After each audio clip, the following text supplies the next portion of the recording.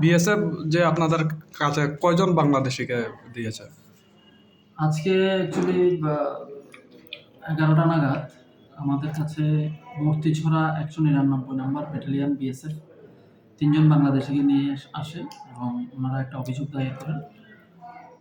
ওনারা গতকালকে ওনাদের এরিয়াতে বর্ডার সংলগ্ন এলাকায় 3 জন বাংলাদেশি লোককে আটক করতে পেরেছেন।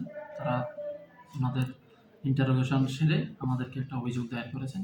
এই সাপেক্ষে আমরা একটা মামলা নথিভুক্ত করছি এবং এটার ইনভেস্টিগেশন আমরা শুরু করছি। ওরা কি এদিকে আসতেছিল না বাংলাদেশে যাচ্ছিল? বক্তব্য অ্যাজ পার কমপ্লেন্ট অনুসারে এই 3টা লোক ইন্ডিয়ার থেকে বাংলাদেশে যাচ্ছে। ওনারা এর আগেই কোনো এক সময়ে কাজের সন্ধানে ইন্ডিয়াতে এসেছিল। বাড়ি ফেরার পথে ওরা ধরা পড়ে। স্যার ওদের নামগুলো যদি বলতেন কাইন্ডলি। 3 জনের নাম মধ্যে একজনের নাম রাহানুর রহমান, আর একজন হচ্ছে জাহিদ আহমেদ, তৃতীয় ব্যক্তির নাম হচ্ছে রোমন আহমেদ।